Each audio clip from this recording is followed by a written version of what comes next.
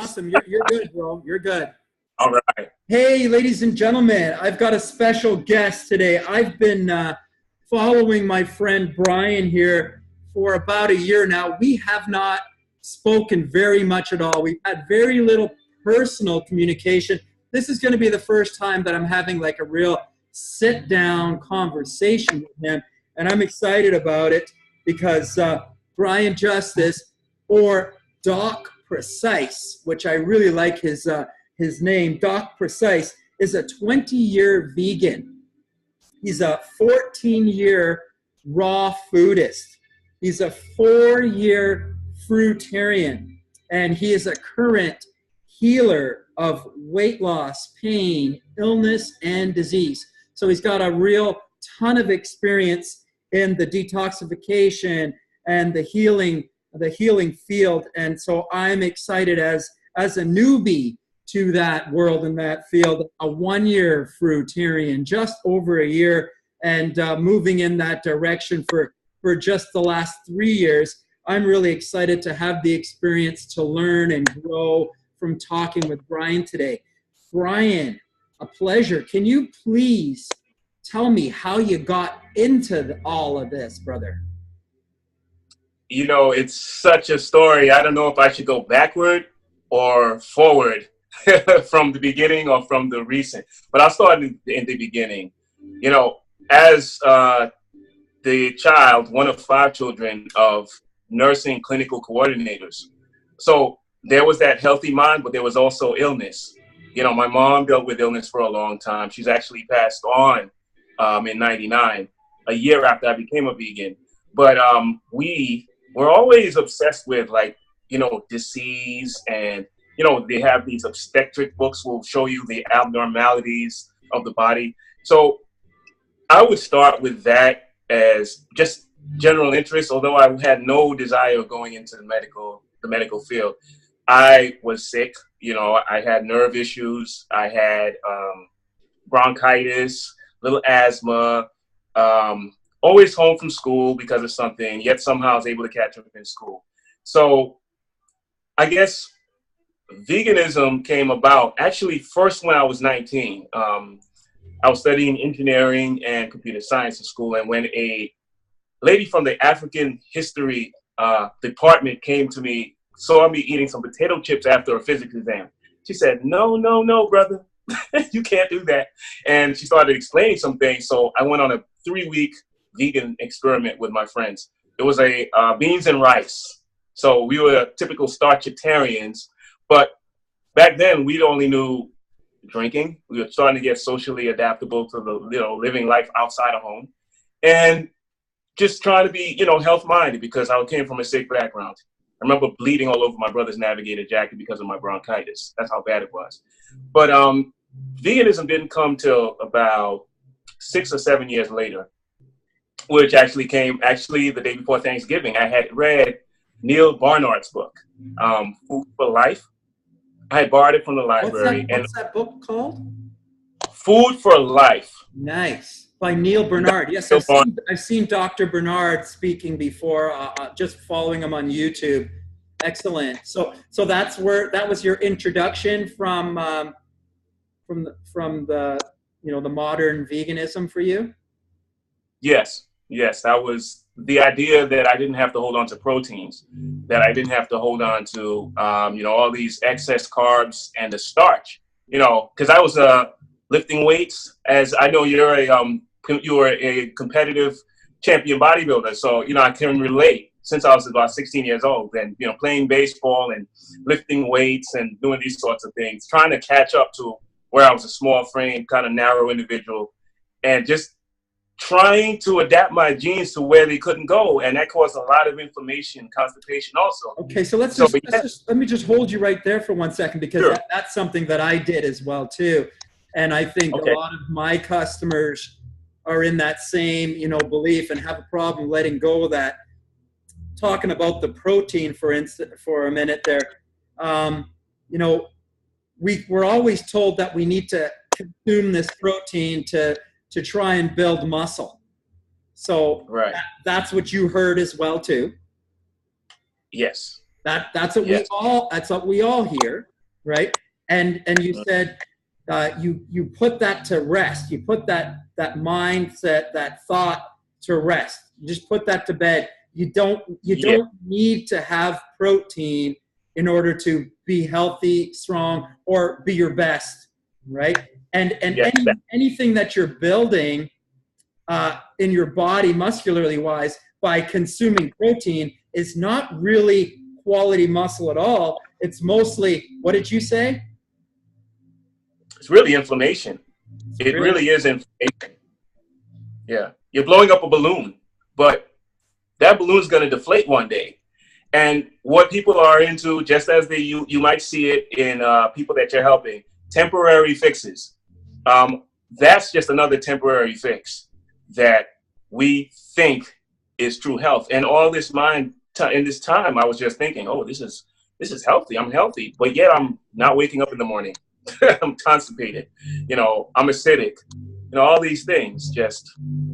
And I found the same thing. And then when I switched to the fruitarian diet, I just flushed out a ton of inflammation, mucus, and I lost 40 pounds kind of like pretty rapidly, right? Wow.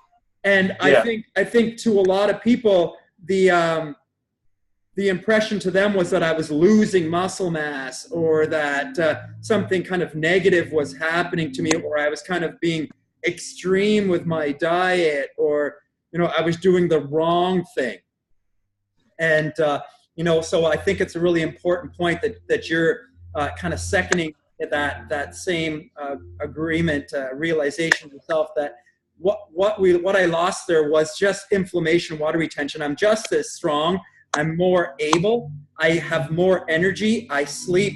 My need for sleep is less. My body feels so much more alive and alert, and all the pain has left my body. My posture, my spine has gotten more erect, and I feel that healing happening daily, that I feel like I'm getting better and better and better every single day. Yes, totally. Everything you said. That's a phenomenal amount of weight to lose, is 40 pounds. Yeah, but I was an international level bodybuilder, so I was at one point even 40 pounds bigger than that.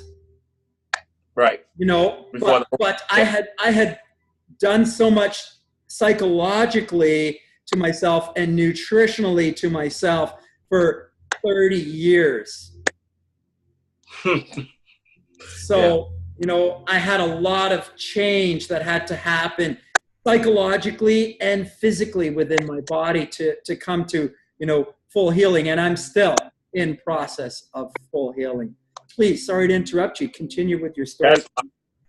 And I'm going to piggyback off exactly what you said, because that psychology that we let go of is actually a pathology that they created for us to follow. And it's just so amazing that when we come into letting go of stuff, because they tell us to grab this and grab that. And we go back to Dr. Kellogg, the 1900s, because remember, Eugene Sandow was a lean kind of guy, and he was from the late 1800s. And then all of a sudden, these guys started looking like Schwarzenegger, and that was our model. But so, the veganism, I wouldn't say that I let go of the protein idea totally, because when I became a vegan, there was still still holding on to it a little bit, because vegans do hold on to that idea, right? That they still need to have the protein. Right? It changed form, so it turned into soy protein. Keep coming. It's a little bit further. Get them in, Yeah. So it's pretty amazing, though. That there was it was kind of, I was out there. I have a brother who was he's actually 2 years younger, but he was 3 years vegan before I was. So for me, as a weightlifter, guy who thought he was in shape, I was still holding on to the soy protein and the amino acids, and which we actually naturally create anyway. Our brain, our heart, and our liver, these are the centers for amino acids. So it's interesting how they're located in the body, and there's a whole timing thing. So I really love that. I really love that, because even I see a lot of healers, and many that I've even spoken to, that are still resistant and to let go of all of the needs and recognize that all of the needs can be met within the body and within the self. So I really like that addition there, Bryan. Thank you. Cool, yeah. And it's, yeah, that letting go portion, because yes, the healers will say, okay, so you wanna kind of transfer or replace. Replacing really has to do with getting into lighter things and just things that are almost transparent, water. Instead of nuts, you might just get back to the fruit. Well, it's hydration. It comes down to, really, are you hydrated? Are you dehydrating properly? Are you, quenching? Are you resting? Are you meditating? Are you fasting? And this is like the cycle of life. I mean, all of these things. And we have many modalities within that. So you're talking about us being like, we're like the real 1%. We're getting into a concentrated medium of influential healers and, practitioners who are showing these people these things. But within us, there's so many modalities that we get into. But it's amazing for other people to come in and see it. From outside, it's like, oh my gosh, you don't drink any, you don't eat any protein. What is that? You're getting into this leaves, because people don't even understand leaves. But then, you have people that leave from going to eating leaves to eating fruit. And then there's still that level. You have people that go from drinking water to even drinking urine, where it gets really, sophisticated. I think it's sophistication and it's royal. But we know that when we take something away, you have a healing. Okay. So there's a lot there that we've got to discuss. Yeah. You talked about numerous modalities. So can you just kind of inch that out a little bit further? That's the thing, is that many different healers, many of them focus on little bit different things. There are some sort of key things that I see kind of universal amongst healers. I do see the fruit as kind of universal. I do see the fasting as universal. And then beyond that, it seems like some healers do seem to move in one direction and some others in another direction. Can you talk a little bit about maybe some of the modalities that you're focused on? And let's just pick each of those apart a little bit and talk about them in more detail.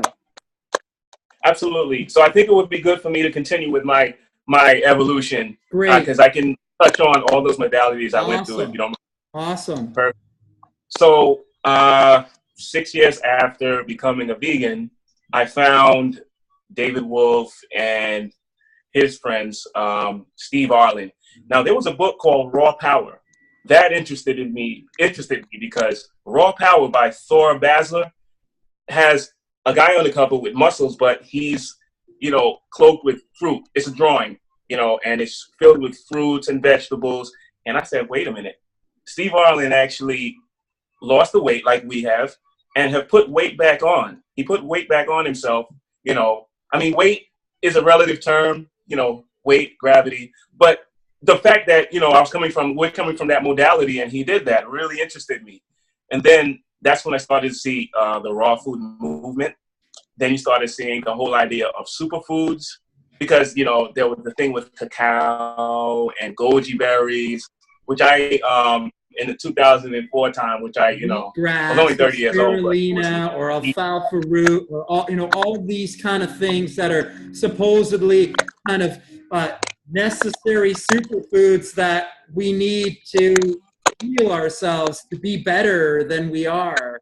Again, it's always linked to a medication or a product, right? Like, they're always trying to get us to consume something outside of ourselves that we need to get in order to be healthy or happy. Like, health and happiness is outside of you. This idea is an idea we got to let go of, just like the protein. Yep. Just like the sugar, fruit sugar is bad. We got to let go of some ideas. We got to let go of this idea that we need to get something from outside of ourselves to be the best version of ourselves. Yeah, yeah, totally. I like the way you said that, John, because that whole taking something outside of, looking for something outside. So it just branded the thing so well. And at the time, we had celebrities that were getting into it. So it's sort of faddish, but it was still attractive. And it was attractive enough to me, although I've kind of always been an oddball, to see there's something to this. There's some science that's pretty accurate. There is, a lot of what technology has done, because you look at a computer, look at a car, these things operate based on our bodies. And if we get our bodies functioning right, we can operate better than a car, computer, or whatever. So it was interesting to see all these products, which basically came from the same farms, but were packaged differently, put in so much work on people. And I enjoyed it. But after a while, it got to be a little too much. So I think what we see now today with the healing communities that we're in is that they've taken from the old school. You have the old school traditional healers from the 40s and 50s, the Bernard McFadden's, the Essie, I forget her last name. She was an old school fruitarian, the Ann Wigmores. You have these old school vegetarians, raw vegans that said, okay, the superfood is that, but then the original diet is this. What we're doing as fruitarians and raw foodists is getting back into the original diet, which goes back many, many millennia.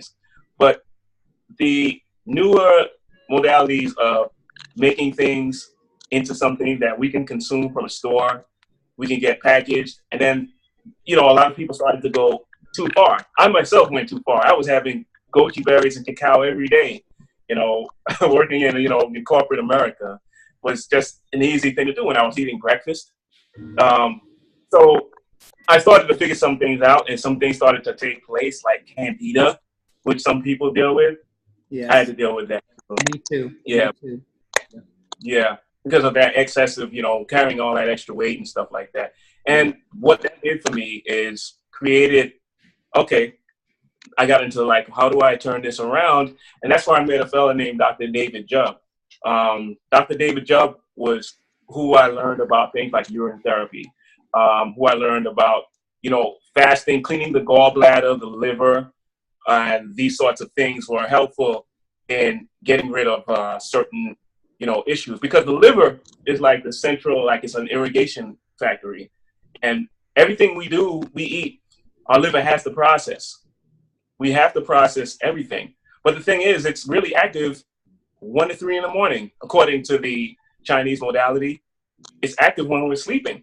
That's very interesting information, because one problem that I always had is that I would always wake up between 1 to 3 in the morning.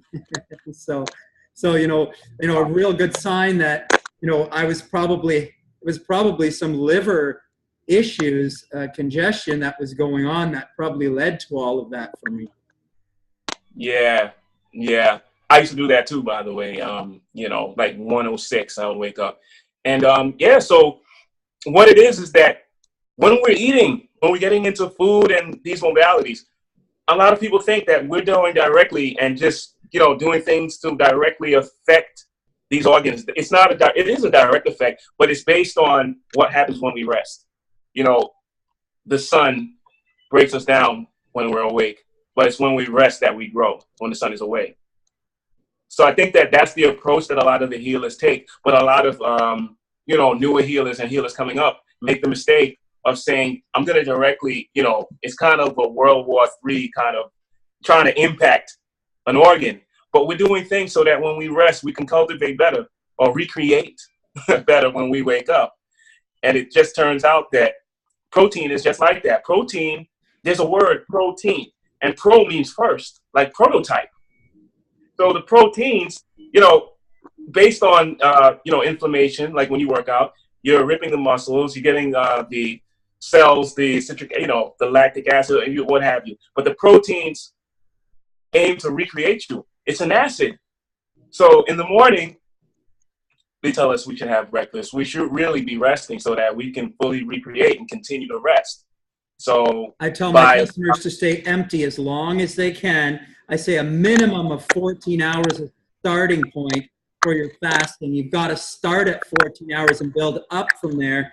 and lengthen that emptiness as long as we can. In the morning is a great time. Skipping breakfast, I think, is a wonderful idea, and eating that first meal later in the day. It's your breakfast, but it's later, more around the lunchtime is better. Perfect time, yes. And it's so about 12, 1 o'clock, when it's almost like the body opens up. It opens up. So in my raw food journey, about, I got into a couple of things. I started slacking off because I started cooking food. You know how that goes. Everyone goes through it. Well, I don't know if everyone, but I did. But what was a nice return to me was Dr. Morse. When I met or learned about Dr. Morse, I was actually kind of laid up and injured myself. So Dr. Morse, I was just watching all of his videos. And that got fruitarian. Yeah, very good. You too? Yeah. Was that Morse influence? Well, for me, it was Dr. Errett first, Dr. Errett, and Dr. Sebi.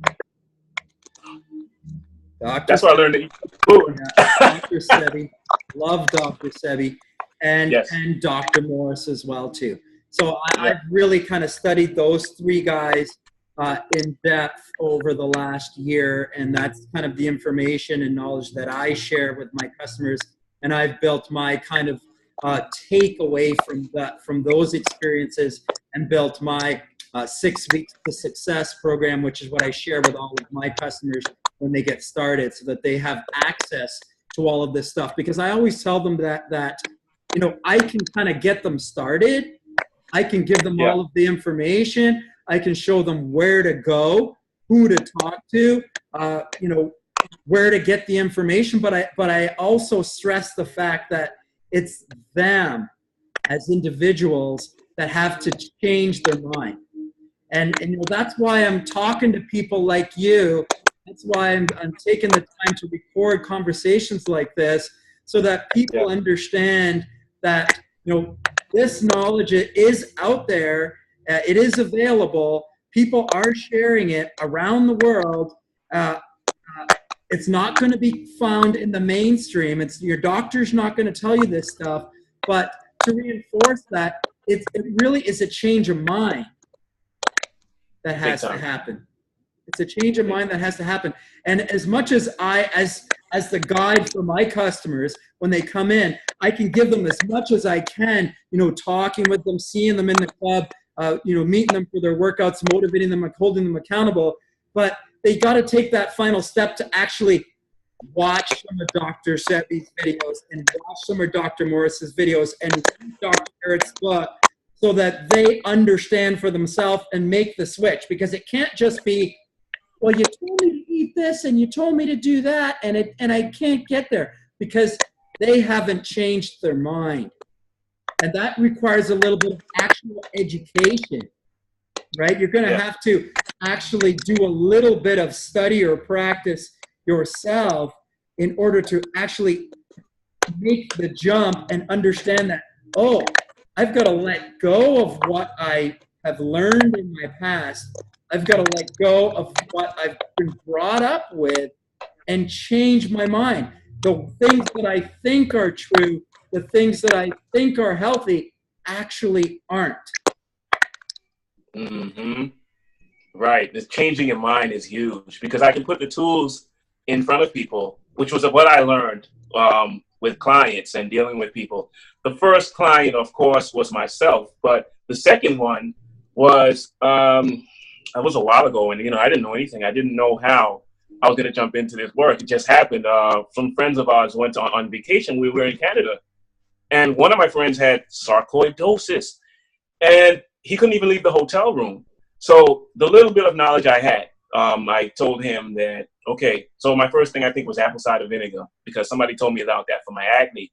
And so from that point, I started to learn about how the cell works, and I started to really go in on, the mechanisms behind healing. And with that, he's doing pretty good now. He's not all the way cured, but that was my first idea, that I had an idea that I can heal people. And my name, Doc, came from this gentleman. They started calling me Doc. And then my first name is actually Patrice. My middle name is Bryan. So I had another client who basically he was born with a defective heart. and was supposed to get a heart transplant. So what happened with him, I gave him all the tools from Dr. Sabi and Dr. Jubb, which a lot of it dealt with, the electrical herbs, the sea mosses, and the just the dehydration, the iron, the copper, getting all these minerals together and getting it into a workable form for him. He still has his heart to this day, which, I'm proud to say, from 2011.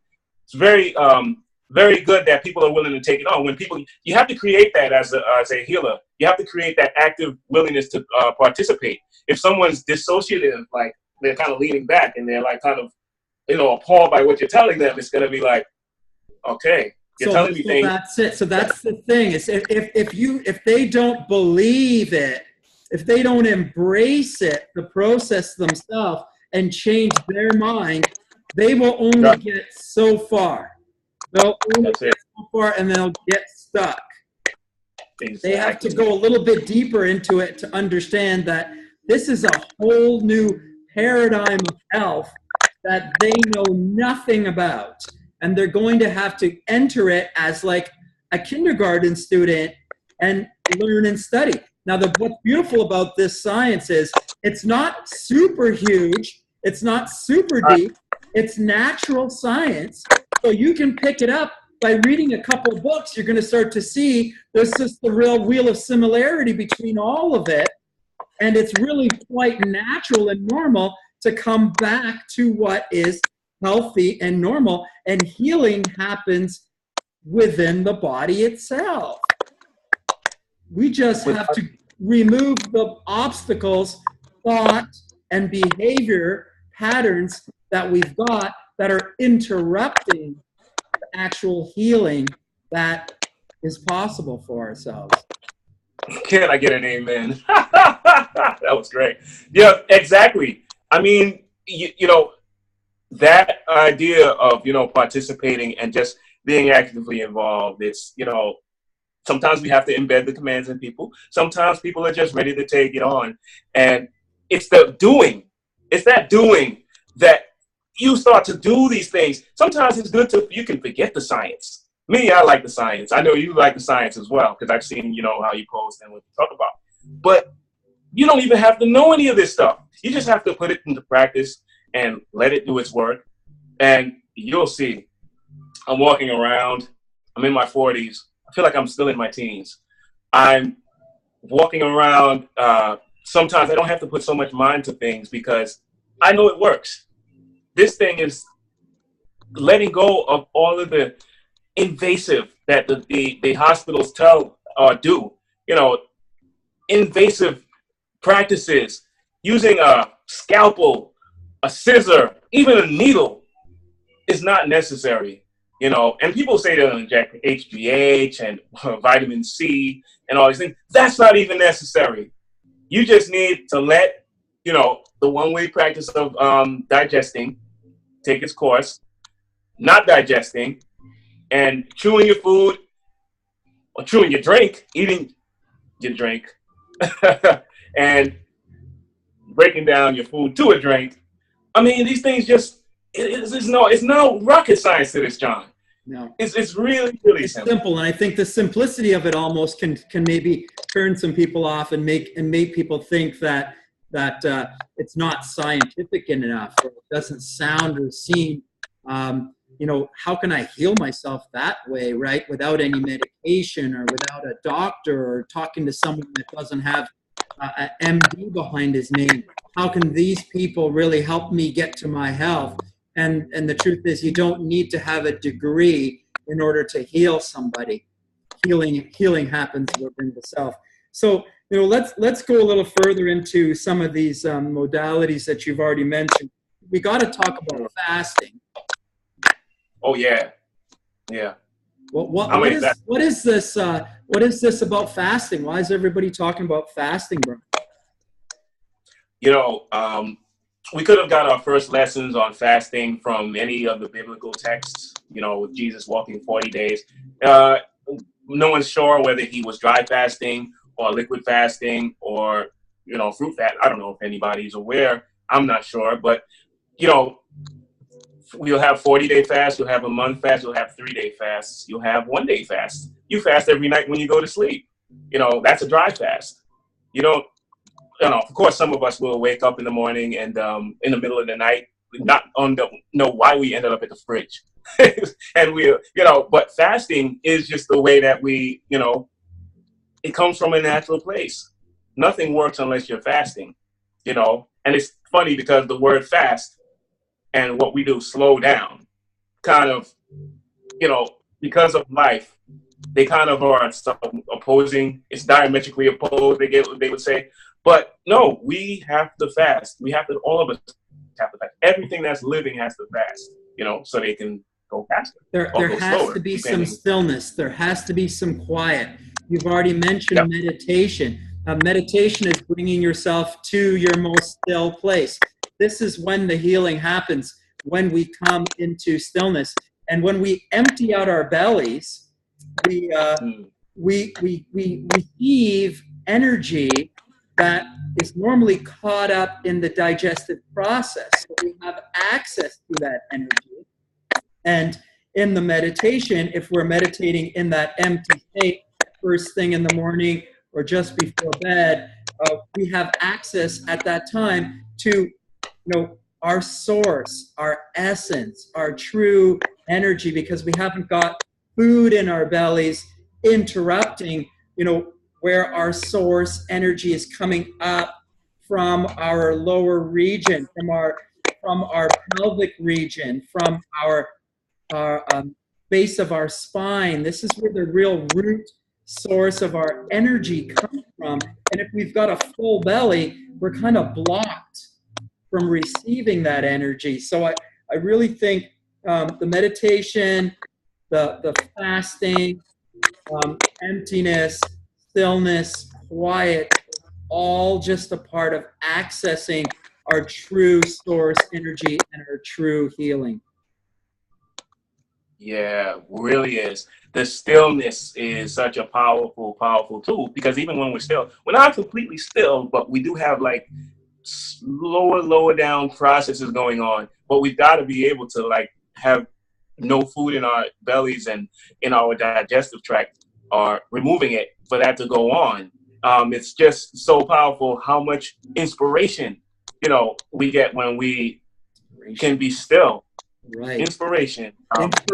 Connecting with the spirit, getting in spirit, inspiration, getting into our spirit, connecting with our essence, our passion, our root energy. Excellent. Okay, Bryan, can we go a little further? The fruit. The fruit is the number one healing food, isn't it? My favorite. Hands down, number one. Hands down. Why is it? What is it about fruit? The thing with fruit is, okay, they say that we're, 75% water, 80% water. We're also, our cells are spaced out, so there's all of this, I guess there's space between our cells, but it's also like outer space has space between the planets. We represent the same thing that's out there. So when you have cellular communication, well, that comes from us too. There has to be clean space between. And the fruits are the only thing that I can see that gives us that cleanliness in our digestive system, in our respiratory system, in our circulatory system. Look at the athletes. What do you use in the gym? No one goes and works out taking a piece of pork to work out. You're probably using grape juice, which is great for the citric acid processes. Lemon juice, lemon, or the citric, the citruses. Great for aerobics. Great for just creating perspiration, getting that repetition activity involved, so that we can create more stamina. So the fruits they contain that the citrus has that acid, which is great for breaking up any hardened inflammation and plaque inside of our body. We've also got the astringent effects of those fruits, right? And we've got the fructose, which is like pure energy that can diffuse into the cell, right? It doesn't require insulin, so different than everything else. And then, Right. One other thing is that the fruits just don't create any inflammation. And that's the problem with all of the other foods, is there's an inflammatory response to all of them. And with the fruit, you don't have that. And so if you're eating the fruit, you're really dropping the inflammation in your body while providing yourself vitamins and minerals and flavonoids and whatever else is in there. The fruits also have the highest vibration, the angstrom unit. So they're the highest energy producing food as well too. So fruits, like I tell people, you can't go wrong eating the fruit. Not at all. And we can talk hours and hours, because everything you said, as far as the astringencies, the quenching, you're talking about clearing out, moving, building. Some people might stop and say, oh my gosh, I'm getting bumps because of these fruits, and I'm sweating too much because of these fruits. And, there's that whole stop and like. So you're touching on the healing crisis there. We got to talk about that. The healing crisis. Please talk a little bit about that, Bryan, because as we start moving in this direction of raw foods, healing foods, and a healing lifestyle, we do encounter certain symptoms. People get headaches. People get constipated. People get sick. Yeah. People get runny noses, sore throats, cold temperatures, low energy, can't sleep, can't wake up. The laundry list of symptoms appear just as if we're getting any kind of illness, sickness, or disease. Can you talk about the healing crisis a bit there, Bryan? I'm glad you said laundry list, because it is exactly that, a laundry. We can have the detergents to get up. You want to scrub your stoves. You want to get that stuff out of you. And we've got all the fruits. So you're going to have these detox symptoms, because whenever you clean something, there's got to be debris, and it's got to go somewhere. So a lot of times, because let's say our kidneys, our livers, our stomachs, and that the brain is your stomach. Your stomach is your brain, your intestines. I like to look at Spider-Man, because Spider-Man always had a sixth sense, that tingly sense. And that was like the first clue. When I started this work, I said, wait a minute, how come Spider-Man's belly always round when he got a gut feeling? And that just made me think. And then I started finding all the information. Dr. Jupp always talked about the brain is the gut, the inflammation of the gut. So the detox has to go to the head.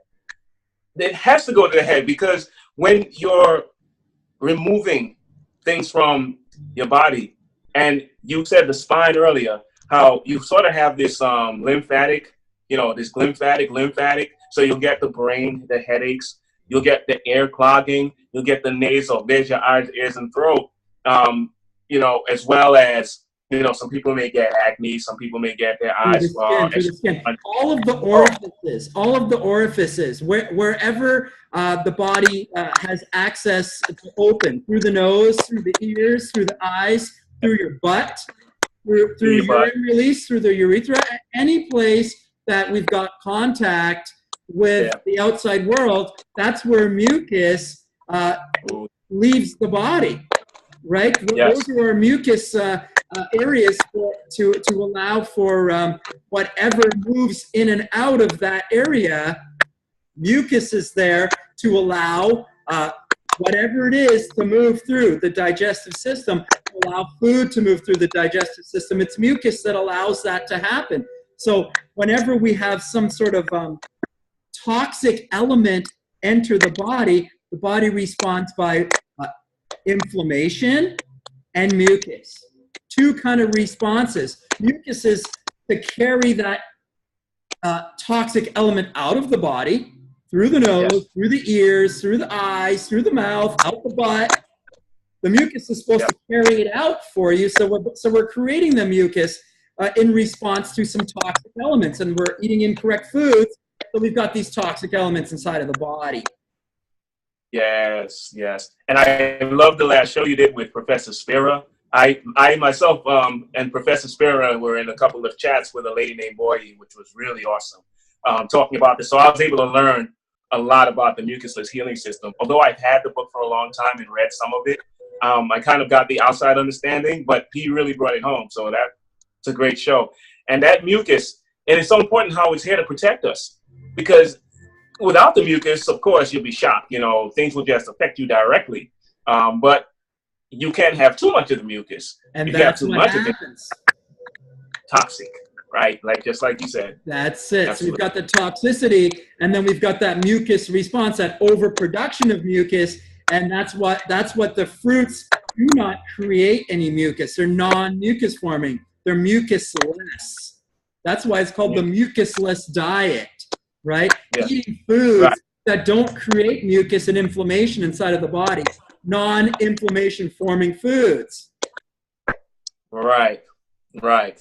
You know, and it can never. It's got to be mucus less. You have to have some mucus. If it was mucus free, like I'm saying, we'd get shot to death. So you have to have some for your. That's right. Your the natural production of mucus. Right. It's just the overproduction of mucus that we're trying to avoid.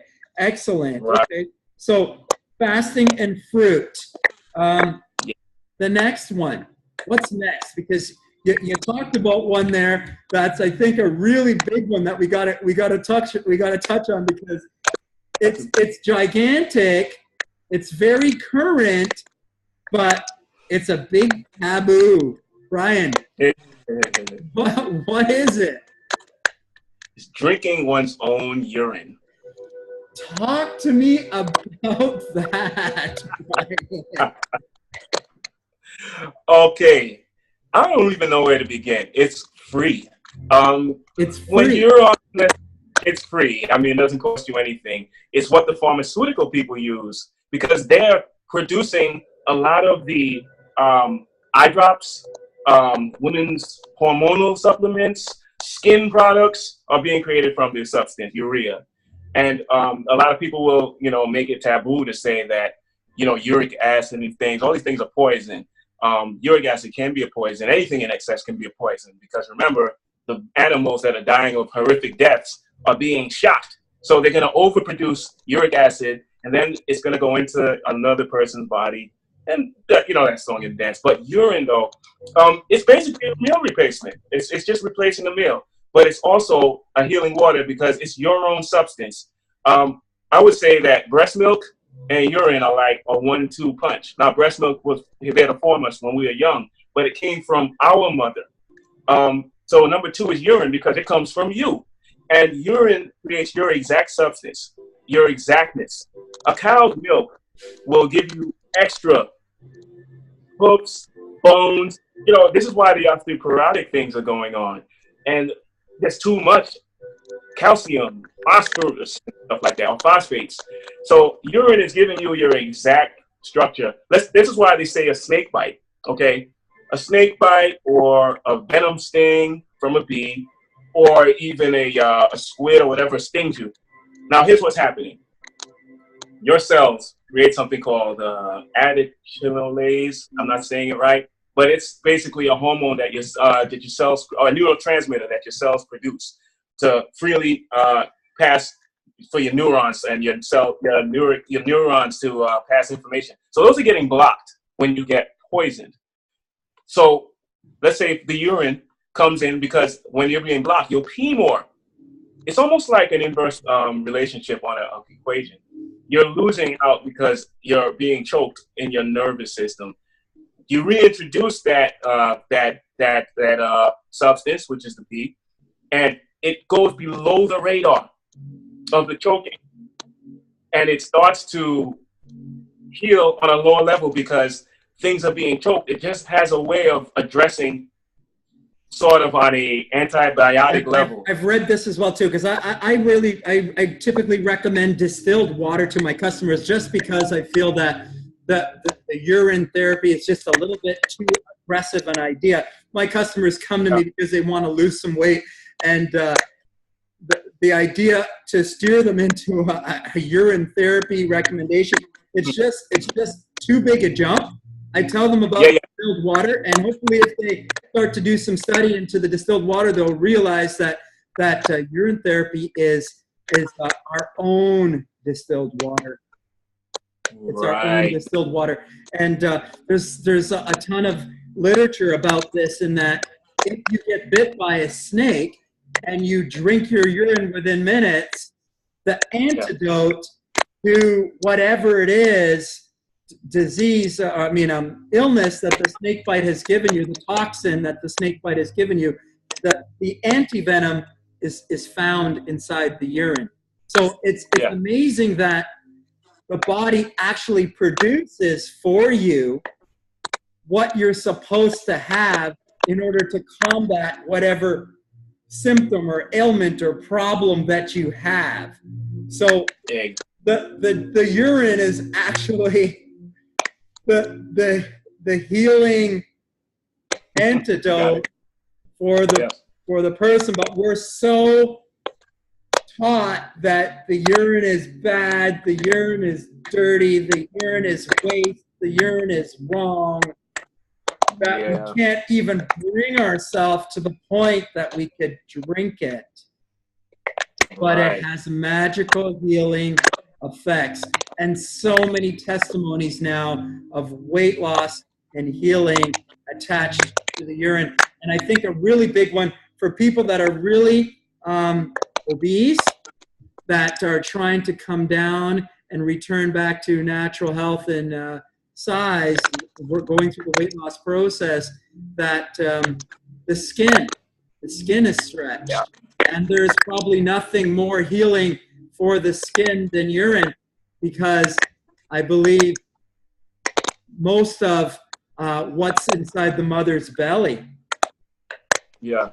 That exactly what's the DNA passes so that the baby can feed. It's making no mistakes. It's exactly as it's a reproduction of the mother and the father to pass the right nutrients in the right proportion through the amniotic fluid and then into the baby so that they can drink. And that amniotic fluid is what, really? It's really urine. It's urine. Really urine. So when the baby comes out and it's got that soft baby skin, it's because it's been sitting and growing in its urine, and mother's urine. It's actually been urinating inside of that mother's stomach for 9 months, and that's why the baby's skin is like that, right? So that urine is healing, and a very magical bullet. So fasting, fruit, urine.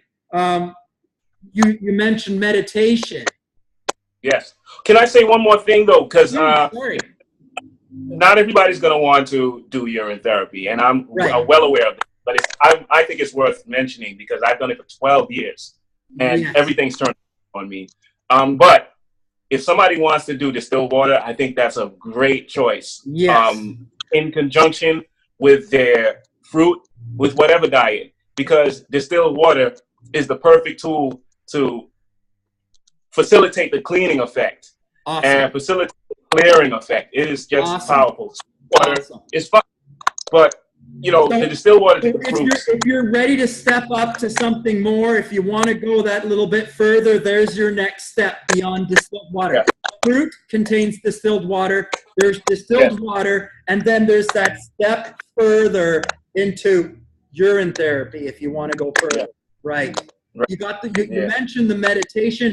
I talk about that. Is there anything that you feel like you want to add with the meditation? Sure thing. I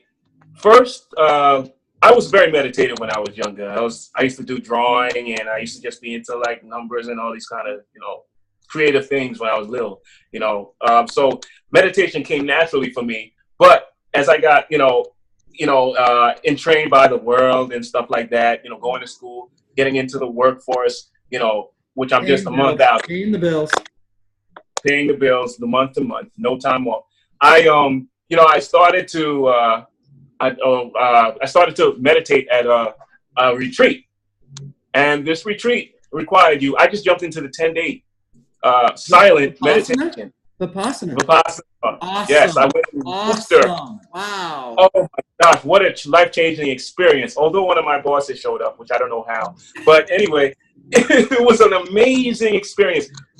For 10 days, stayed quiet. And I'm a guy who, people who know me, you know I talk a lot. So the second day was just, it was kicking myself like, oh my God, help me. I was in my own self. But you get attuned to your own senses. You know, for the first time, for some, it's a long time, but you get attuned to your movement. And it's that whole thing with stillness that we're trying to achieve with food. We're also achieving it just not moving. You start to notice things in yourself. Awareness. And I was noticing, my awareness just opened up. Yeah. I started appreciative of nature. Yeah. I just started people. You go from a dog to a wolf, John. Nice. Wow. Yeah. So the meditation's huge, isn't it, Bryan? It is huge. The meditation is huge. Yes, sir. Thank you. Very good. Very good. Awesome. Now, I'll tell you one thing that I've really introduced just in the last 6 weeks, 2 months, kind of more seriously. I've been trying for a long time. Semen retention. I'm not sure if you're doing this or practiced it, or if you know about it, or if you're involved in it, or if you can add anything to it, if you'd like to discuss it. Are you? Yeah, from time to time. You know, but I've noticed over the course of months, like I've gone a few months without, removing the semen. And there's a whole synergistic effect of stillness that happens when you don't release it. Your energy's way better. There's a reason that they told guys like Mike Tyson not to, as colloquially, bust any nuts during when you're trying to fight. And you might well know when you were training how much your strength builds, your concentration builds, and retaining its nerve. This is part of your nerve force, and your electromagnetic meridians is to keep everything centralized and still. Because I think there's this saying that's like, you'll go blind if you keep, busting nuts. There's I picked up this symbology on it. Okay, I kind of forgot it. I think it had to do with how things open up and things close. And because when you get tired, let's say, you do that, you get tired. You start to close up. And that's synonymous with being depressed. That's synonymous with just being plain tired. That's synonymous with eating bad food. You're closing the door. And so, but that's such a major one because there's so many nutrients and minerals inside of it. But studies have shown that when you retain, travel back to your brain, it facilitates more. Delayed gratification, it applies in everything, right? Delayed gratification, withholding a desire for food, withholding a desire for sex, withholding a desire for money, for material things, for any time that we hold ourselves back and actually find joy and happiness and everything we need within the self, rather than reaching outside of the self to get it or needing it outside of the self, we find it within. And when we hold back that sexual energy and desire, not release it, it doesn't mean that we can't even engage in loving interaction, that we can't have intimate contact, and we can't have loving expression, and we just don't explode the full release. And you can actually learn, I haven't learned yet, but learn how to have that orgasm within the self is the claim. And I want to talk to somebody who actually knows how to do that. I haven't done that yet, but I'm working on that.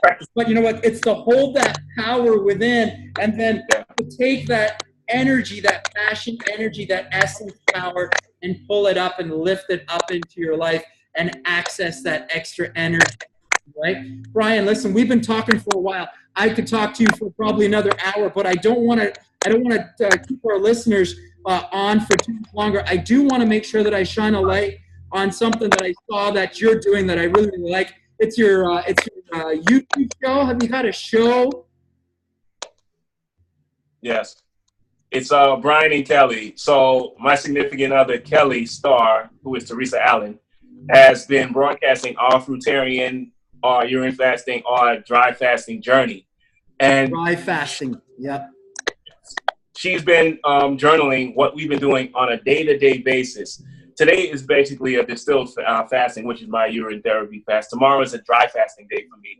I'm not going to be eating until Saturday morning. So it's basically a 2 days, just about a 2-day dry fast. I do some martial arts training. I have to train tonight. I train dry. Awesome. I do not eat anything. Awesome. So it's really powerful how she's journaling it. She's showing she's approaching her 60th day eating fruit. That's not to include the days that she's dry fasting and drinking urine. It's to expand it out so that it shows what's happening as she enters food into her body. But I'm just so fortunate to be, part of the journey. So we turned it into a 2-person journey where we're talking about how we're changing, because this thing changes us on so many profound levels, so many. And we're happy to be sharing with everyone. Awesome. So catch the Bryan and Kelly show on YouTube. Find it through Bryan Justice's Facebook page. I'm going to make sure that I get any link, Bryan, that you'd like to post, maybe website information. We'll connect to your Facebook page. We'll connect to your YouTube channel, and anything else you want to add, we'll make sure that we add that along with this video, and that's going to go out to all of my contacts, all of my network. I really appreciate you spending the time to speak with me today, man. It's been really great to have an hour to talk with you, and I hope that we'll get to be able to do this again. Yes, we will definitely. Thank you so much for having me. Awesome. I do have a blog page. I have a blog page that I've created, the fruitarianpotato.blogspot.com. Okay, so we'll make sure you send me those links, and I'll put them along with this video, so that goes out with anything that I put out with this video, brother. Okay. Yes, I've got a utfitness.com page we're working on. And in 1 month's time, I'm working on a raw food conversion program so that I can make it easier for my clients to transition into a raw food, a fruitarian, and I'm even thinking of the possibility of a breatharianism. Because I see that. I'm going that way, brother. I'm going that way. Yes, sir. I heard you. That is pulling me forward right now. I want that. I want that. You said you were doing 23 hours a day or so fasting. Yeah, I'm doing 23 hours a day daily. I'm doing that daily. And I would love to see if I could shrink that food down more and more and more, and come to that space where even if I could have a 30-day dry fast a week, a 10-day, a 30-day, a 60-day, a 90-day. I don't know. I just want to have that experience and know what that is. I want to know what's there. Yeah, I want to know it. Right. Awesome, brother. Yeah. Thank you so much for the time, brother. Thank you. It was great having me. Great to talk with you. Thank you.